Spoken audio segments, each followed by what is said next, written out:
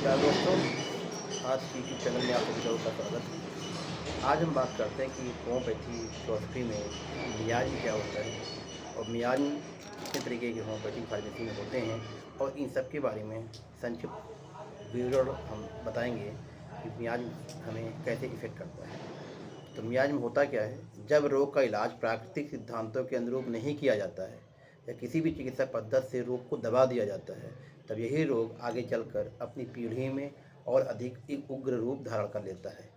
इसीलिए ऐसे रोगों का इलाज जो है, ऐसे रोगों को हम क्रोनिक डिजीज के अंतर्गत ऐसे रोगों का इलाज करते हैं।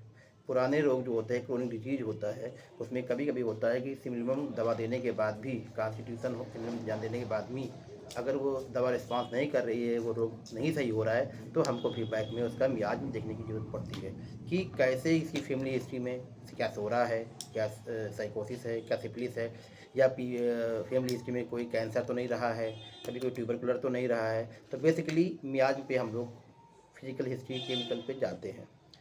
तो मियाज में जो है कुदरती तौर से बीमारियां 3 प्रकार के मियाज से बेसिकली होती है, जिनको हम लोग होम्योपैथी में सोरा, सिफिलिस और साइकोसिस के नाम से जानते हैं। तो सोरा क्या होता है? सोरा मतलब मेंटल ईच, मन में आई एबनॉर्मल एजेंट जो होते हैं उनके कारण अगर हमारा मानसिक उत्कृष्ट इच्छा मेंटल ईच पूरी नहीं होती है और उसके अनुसार उसके रिजल्ट में जो रोग उत्पन्न हो जाते हैं, उनको हम सोरी कहा जाता है। सोरिक डिजीज के नाम उसमें आते हैं। जैसे मेंटल ईच, पहले हमें ईचिंग नहीं होती, पहले हमें मेंटल ईच होती है, उसके बाद जो है वो हमारे पैथोलॉजी में कन्वर्ट हो जाती है। दूसरा होता है साइकोसिस। यह रोग जो सोरा के हमले के बाद ही होता है और स्पर्श से फैलता है। खासकर इस रोग में मानसिक रूप से बुद्धि को मेमोरी लॉस होने लगती है।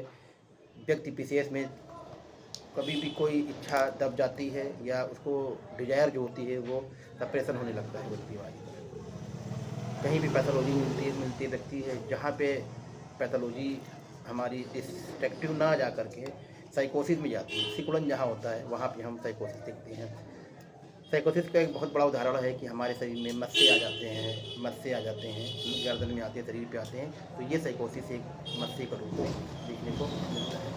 तीसरा इलाज होता है, तीसरी जो इलाज में होता है वो सिफिलिस का होता है। सोरा के हमले के बाद आई अतिरिक्त सूक्ष्मग्रहिता, हाइपर सेंसिटिव, ओवर सेंसिटिव के बाद अगर टच से यह रोग फैलता है, खासकर सहवास आदि के बाद, इसे मानसिक रूप से डिस्ट्रक्टिव हो जाता है और इसका इच्छा शक्ति भी कम हो जाती है। छोटी चीज़ मैं आपको बताता हूँ कि अगर आप कहीं पे ईचिंग हो रही है, रेडनेस हो रही है, तो उसको हम सोरिक बोल सकते हैं।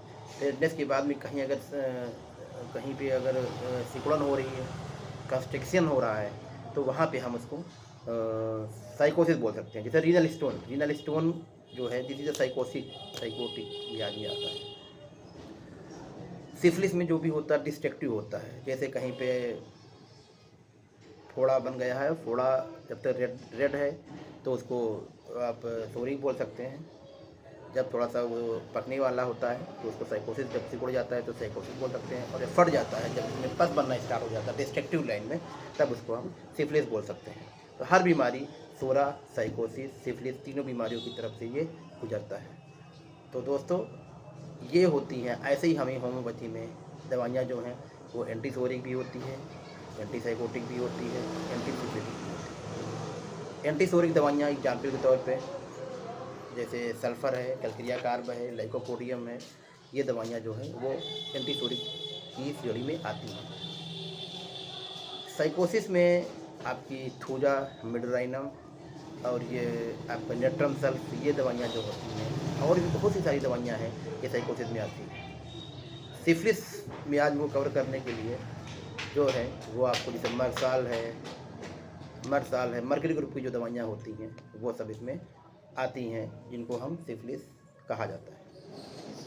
दोस्तों, एक ही मेडिसिन में सोरा के भी लक्षण पाए जाते हैं, साइकोसिस के भी लक्षण पाए जाते हैं और सिफिलिस के भी लक्षण पाए जाते हैं। तीनों लक्षण पाए जाते हैं, लेकिन ये होता है कि शायद किसी मेडिसिन में सोरा ट्रिपल प्लस हो, साइकोसिस 2+ हो और सिफिलिस 1+ हो, तो उसको एंटीसोरिक रेमेडी में रखा जा सकता है। किसी में अगर साइकोसिस 3+ है, सोरा 1+ है, सिफिलिस 1+ है, तब उसको हम साइकोसिस की श्रेणी में रखते हैं। किसी को अगर में उसमें सिफिलिस में होता है कि अगर वो सिम्फिटिक मियाज में वो 3+ कवर कर रही है, साइकोटिक 1+ कवर कर रही है, सॉरी 1+ कवर कर रही है, तो हम उसको साइकोसिस, तब हम उसको सिम्फिटिक मेडिसिन बोलते हैं। मर्करी ग्रुप की जितनी भी मेडिसिन होती हैं वो सब सिम्फिटिक होती हैं, सिम्फिटिक ग्रुप में रखा जाता है।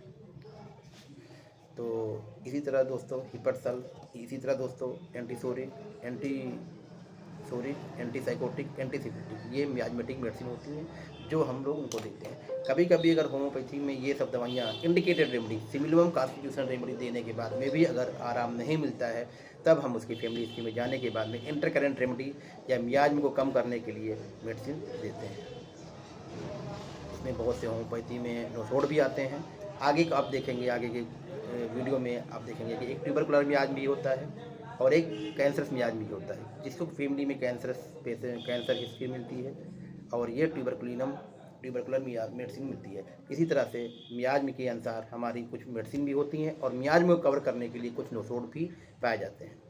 तो नोसोड का मेरा वीडियो अलग है, आप प्लीज़ वो मेडिसिन देखिएगा नोसोड के मामले में। जैसे नोसोड एग्जाम्पल इन्फ्लुएंजम हुआ, सोराइनम हुआ, ट्यूबरकुलिनम हुआ, मिडोराइनम हुआ, सिफलिनम हुआ, ठीक, पैरोजिनम हुआ, तो ये मेडिसिन ये आपको इनको नोसोड कहा जाता है, उसी बीमारी से बनती है। तो अलग वीडियो है, अलग वीडियो में आप उसको देख सकते हैं कैसे नोसोड प्रिस्क्राइब किया जाता है, कैसे नोसोड होता है, क्या देते हैं उसमें, क्या पोटेंसी में देते हैं।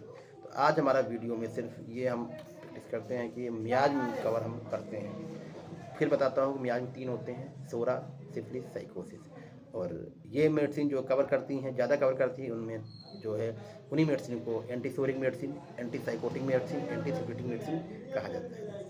तो दोस्तों ये वीडियो आपको कैसा लगा होम्योपैथी फिलॉसफी पे, इसको आप लाइक कर दीजिए, ये मेरे चैनल को सब्सक्राइब कर दीजिए और सोशल मीडिया प्लेटफॉर्म पे इसको शेयर करना ना भूलिए, चाहे वो आपका फेसबुक हो, इंस्टाग्राम हो, यूट्यूब हो या लिंक्डइन हो, कहीं पे भी हो इसको शेयर कर दीजिए।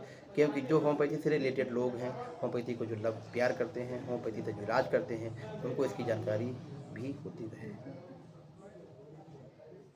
मियाज क्रोनिक बीमारी को दूर करने में बहुत ही ज़्यादा इम्पॉर्टेंट रोल अदा करता है, क्योंकि हर क्रोनिक बीमारी के पीछे मियाज ही छिपा होता है, वो बैठा होता है।